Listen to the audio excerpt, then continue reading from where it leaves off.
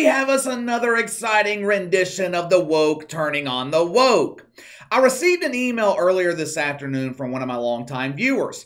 He sent me the story about the Little Mermaid remake, which I actually saw earlier this week. I try to keep things mixed up here on the channel. I try not to cover the same issue day after day after day.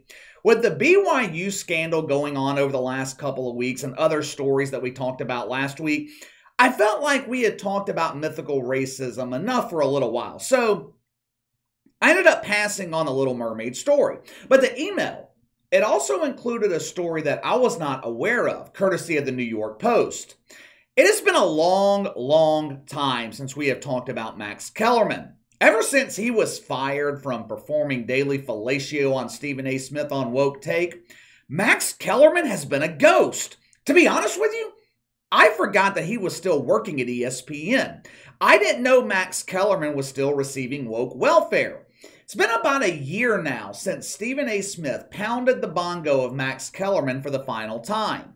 Stephen A., he's kind of turned into a little bit of a hoe when it comes to his male lovers. He was in a committed relationship for years with Skip Bayless. We all know what happened. Skip cheated on Stephen A. with Shay Shay Sharp, forcing him to find another butt bongo partner. Stephen A. Smith, he immediately fell into the bongo of Max Kellerman. It was another relationship that lasted several years. Eventually, Stephen A. grew tired of the light-colored cucumber. He decided he wanted some variety in his life. Ever since, Woke Take has featured a rotating panel of hosts that pound his bongo. Poor Max, he went from morning television to being stuck in the mid-afternoon time slot.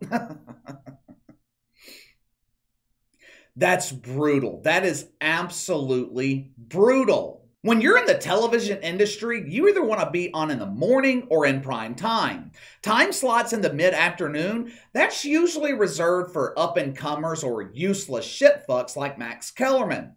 ESPN, after he got fired from Woke Take, ESPN, they could either pay him millions of dollars in woke welfare to sit at home, or they could give him a show in the mid-afternoon that no one's going to watch.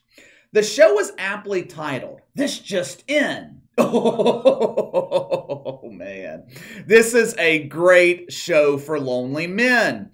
The show is centered around all the items Max Kellerman can stick inside his bongo.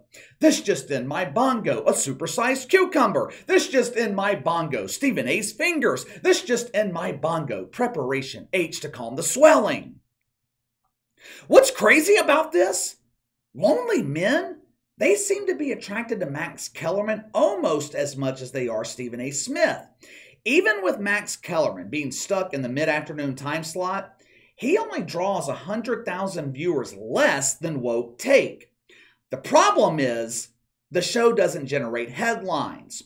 Whether you love him or hate him, Stephen A. Smith is a lightning rod for controversy.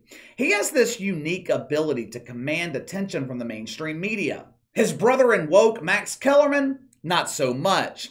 Seriously, in the past 12 months, I cannot think of one instance where Max Kellerman has generated headlines in the mainstream media. If he had, we would have talked about it here on the channel. Max Kellerman's a smart dude. I've never taken that away from him. But in an industry built around entertainment, Max Kellerman is boring as fuck. He doesn't have the it factor. He doesn't have the charisma to command your attention. Stephen A. Smith has it. But it's finally happened. Max Kellerman finally said something slightly controversial that gave him the mainstream media attention he so desperately craves. Albert Pujols, he's closing in on 700 home runs. Great accomplishment. Albert Pujols, he's one of the last players who came up during the golden era of Major League Baseball. You know, when the league was entertaining and relevant. Albert Pujols came into the league in 2001 at the height of the steroid era. Now, to my knowledge, he has never been involved in a steroid controversy. To my knowledge, he's clean. But that did not stop Max Kellerman from making unfounded accusations against him.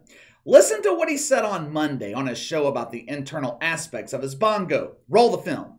This just in, a time machine. The machine, Albert Pujols, continues to swing a hot bat, slugging his 697th home run on Sunday versus the Pirates. to move past Alex Rodriguez for fourth on the all-time list. Pujols trails Bonds, whatever. It's a joke. Come on. That's the juice. Hank Aaron, who did it clean. Babe Ruth, who did it clean. On the all-time homer chart. By the way, it is amazing how Pujols, who was in steady decline for years, suddenly it's like he discovered the fountain of youth. I don't know how he's doing it. Oh my God, the bat speed, everything. He's killing the ball. Matter of fact, bartender, I'll have whatever he's having. I mean, this is unbelievable. He sure has turned back the clock. I just wonder if there was anything that could be pointed at. How does a player turn back the clock like this? I guess it's willpower and practice. All these years between then and now, he hasn't been practicing, apparently. Now he's getting serious. Now, when I first saw this clip, my first thought was, at 42 years old, Albert Pujols must be having a monster year. For Max Kellerman to accuse him of juicing, he must be putting up unprecedented numbers for a 42-year-old, right? Right?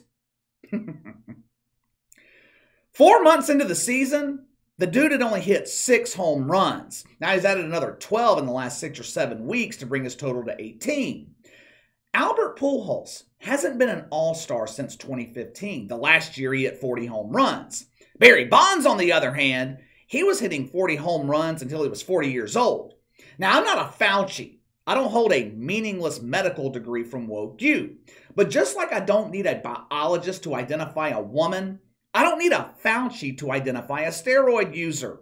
I think it's pretty safe to say Albert Pujols ain't on the gas. Now, he could be. Maybe he is. Maybe he isn't. To be honest, who fucking cares? The juice status of Albert Pujols, that's not why I'm sharing this story with you. There was significant backlash, especially in St. Louis, when Max Kellerman floated this theory. There were a lot of lonely men on Twitter putting down their hand lotion to express their frustrations. Now, you guys know how it works at ESPN. When the virgins get upset about something, ESPN overreacts.